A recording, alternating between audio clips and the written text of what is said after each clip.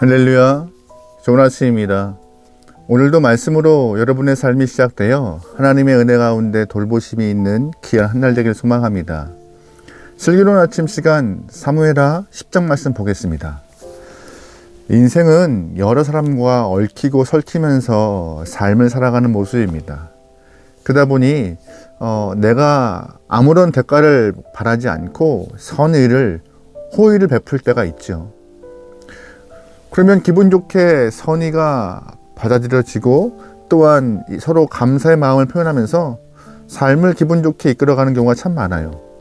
그런데 간혹 대가를 바라지 않고 보냈던 호의나 선의가 상대방에게 비웃음과 조롱, 냉담함과 무시로 돌아올 때가 있어요.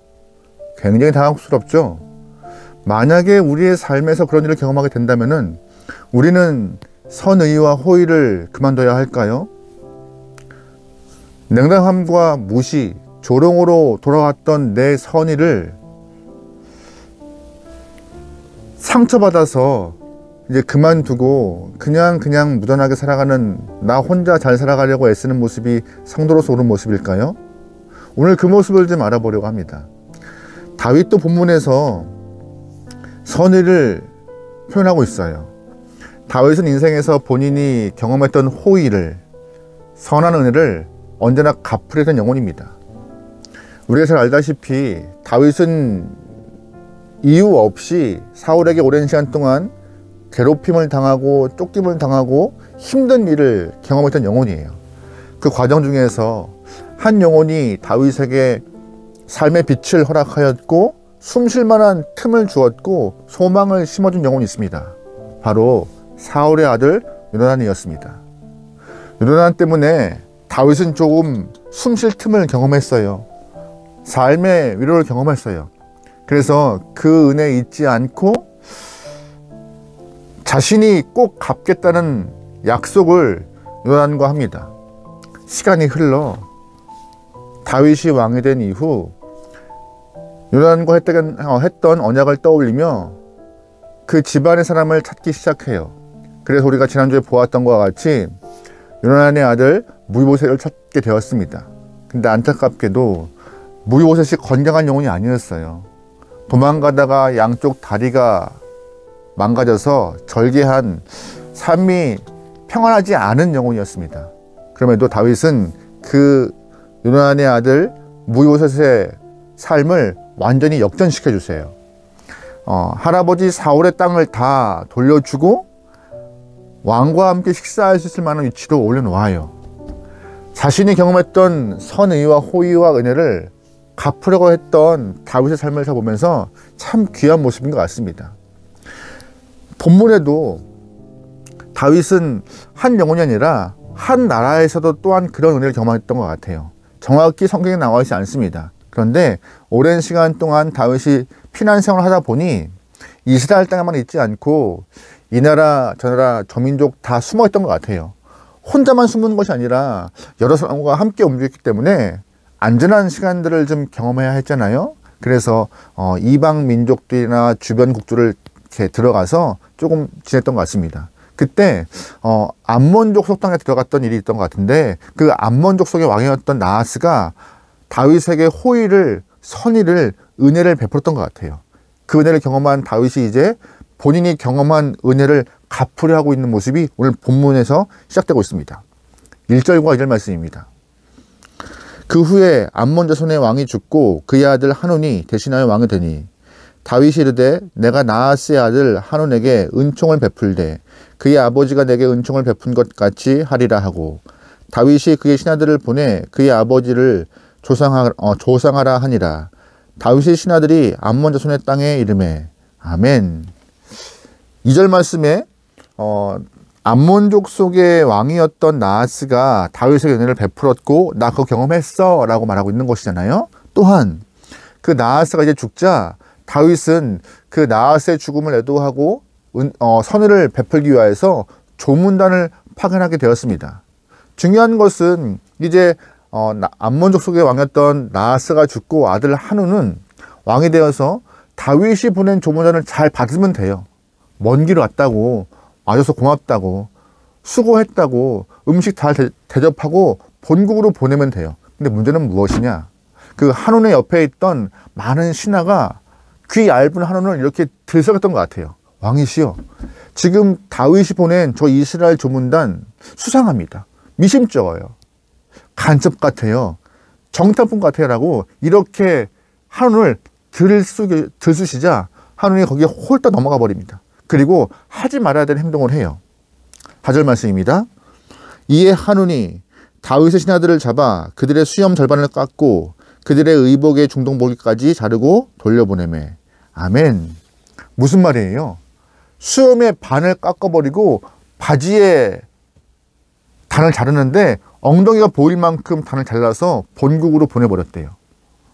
이게 무슨 이해가 안 되는 행동이에요. 그냥 아버지 죽음에 조문단을 파견했던 다윗인데 그냥 음식 잘 대접하여서 보내면 되는 것인데 아주 외교적인 큰 결례를 범한 것이죠. 아니, 전쟁하자고 덤비는 거예요, 이거는. 그래서 다윗이 자신이 보낸 조문단이 아주 꼴이 말이 아닌 게 돌아오자 화가 나서 그 당시에 이스라엘 장군이었던 요압에게 군대를 이끌고 암몬에게 가라 했습니다. 요압 장군은 군대를 이끌고 암몬 땅으로 가죠. 그때 암몬 왕 한온은 아차한 거예요. 우리가 괜한 짓을 했구나. 우리가 실수했구나. 근데 우리가 혼자서는 저 이스라엘 상대할 수 없으니 옆에 있던 아람에게 도움을 청하여서 전쟁을 같이 하자라고 한번 이렇게 제안한 겁니다. 그래서 암몬과 아람이 연합하여서 이스라엘과 전쟁하는데 요압이 이끌던 이스라엘군과 이 대결이 안 되는 거예요.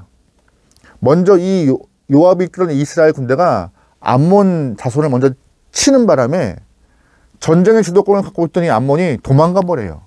그러면 연합군으로 도와주러 왔던 이 아람이 벙 쪄서 있다가 뭐 굳이 전쟁할 필요가 없잖아요. 그냥 흐지부지 돼버렸던 거예요.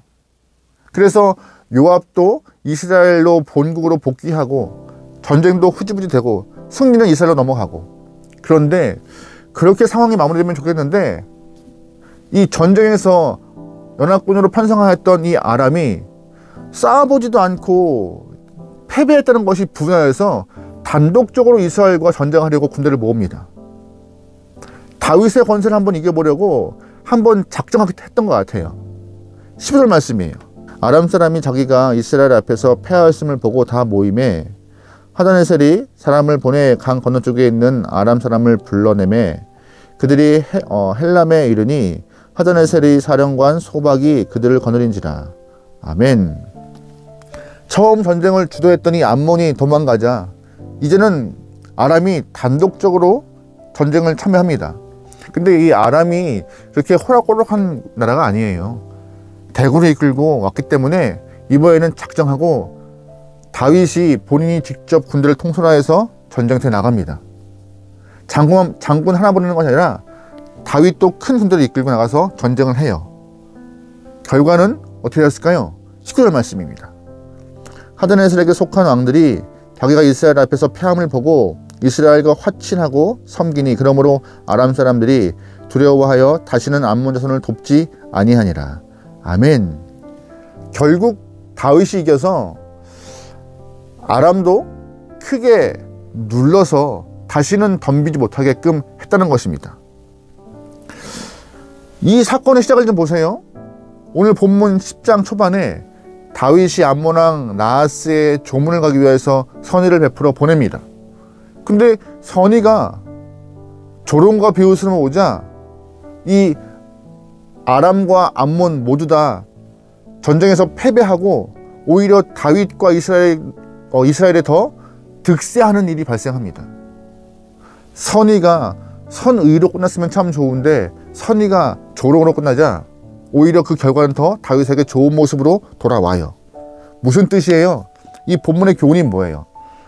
우리가 조금 더 적극적으로 선언을 행하거나 호의를 베풀 때 그 호의를 받은 사람들이 호의를 받으면은 복되지만 반대로 호의를 거절하고 무시해버리면은 그 호의가 누구에게 돌아와요? 나에게 은혜로 돌아오는 것입니다. 그래서 신앙인들은요, 삶에서 선한 일을 행할 때 상대방이 그 선한 내가 행하는 선한 일을 받을까 받지 않을까 고민할 필요가 없어요. 받으면은 나의 선의와 호의를 받으면은 그 사람이 복이 되는 것이고 나 또한 하나님의 명령을 행하는 것이고, 받지 않으면 그 선의가 나에게 돌아와서 은혜로 복이 되는 것이고요. 그래서 신앙인은 다른 사람 신경 쓸 게 아니라 내가 받은 은혜 나누고자 하는 그런 모습만 잘 가지면 돼요. 히브리서 말씀을 잘 기억하십니까? 사랑을 계속 하라 말씀하세요. 멈추지 말고 성도로서 이 땅 가운데 믿음의 모습을 증명하기 위하여서 사랑의 모습을 끝없이 보이라. 이웃에게, 형제에게, 약한 자에게, 그것이 성도의 믿음을 보이는 자세라라고 말하고 있는 것을 잘 기억하면서 우리 또한 우리가 받은 명령 행하면 좋을 것 같아요. 있는 곳에서 선의를 베풀고 호의를 베풀고 선한 모습을 보이고, 상대방이 받을까 말까 걱정할 필요 없어요. 그냥 우리는 받은 명령 말씀대로 행하면 되는 것이죠. 믿는 영혼은 어디에서 무엇하든 누굴 만나든 항상 복을 전하는 사람임을 꼭 기억하십시오. 그 복의 첫 번째는 복음, 예수 그리스도의 복음을 전하는 사람이고, 두 번째 복음 뭐예요? 받은 은혜 나누는 사람인 것입니다. 그래서 창세기를 보면은요, 하나님이 아브라함에게 너는 복될 자다라고 선포하시잖아요. 아브라함의 복을 선포하여서 선포된 복을 받으면 그 영혼 또한 하늘의 복을 경험하게 되는 것이고, 거부하면 복을 못 누리는 것이고, 신앙에 넘어와도 그 모습은 동일합니다. 예수님이 복음을 선포하실 때 복음을 받아들인 영혼들은 생명도 받고 또한 예수님이 행하신 기적도 체험해요. 하지만 예수님을 거부하면요, 기적을 못 체험합니다. 예수님이 나고 자란 고향에 가서 복음을 전하실 때가 있었습니다. 많은 사람들은 저 예수 목수였던 영혼 아니야? 그렇게 어렸을 때 가난하고 못 살았던 예수가 무슨 선지자라고, 무슨 구원자라고, 무슨 메시아라고 하늘의 복음을 전해, 에이 하고 예수님을 무시했죠. 그 땅에서는, 예수님의 고향에서는 기적의 모습이 있었나요? 절대 일어나지 않았습니다. 복음을 받아들이고 예수를 받아들이는 영혼 그 자체의 삶이 기적도 임하고 은혜도 임하는 것이에요. 여러분, 그러기에 우리가 오늘 하루 살면서 여러분이 복의 통로가 되어 선한 모습, 선의, 호의를 마음껏 베풀 수 있는 주님의 손과 발들을 소망합니다. 여러분이 베푼 선의가 상대방이 받으면요, 여러분은 복의 통로 역할을 잘 하는 것이고, 상대방이 거절하고 무시하고 조롱하고 비웃으면요, 그 선의가 나에게로 돌아와 복이 될 것입니다. 우리는 오늘 하루 이 땅 가운데 하나님의 선하심을 무장하여 끝없이 사랑을 베풀 수 있는, 선의를 베풀 수 있는, 호의를 선포할 수 있는 여러분과 저의 삶이 되면 좋을 것 같습니다. 주님의 손과 발되어 주님의 심장을 품고 하나님의 이름을 위하여서 살아갈 수 있는 오늘 하루 되기를 소망합니다. 승리합시다. 기도하시겠습니다. 하나님, 이 땅 가운데 복의 통로 역할을 잘 감당하는 주님의 귀한 영혼 되게 허락하소서. 있는 곳에서 하늘의 복을 선포하고 있는 자리에서 내가 경험한 은혜를 나누기 원하오니 우리의 입술과 손과 발을 주장하소서. 가끔씩은 무안하고 가끔씩은 어색할 때가 있지만, 그럼에도 내가 있는 터전이, 내가 있는 공간이 하나님의 은혜로 가득 넘치기 위하여서 우리를 주의 도구로 삼아 하나님의 놀라운 은혜가 흘러가도록 역사하여 주소서. 오늘 하루를 맡기오며 예수님의 이름으로 기도합니다. 아멘.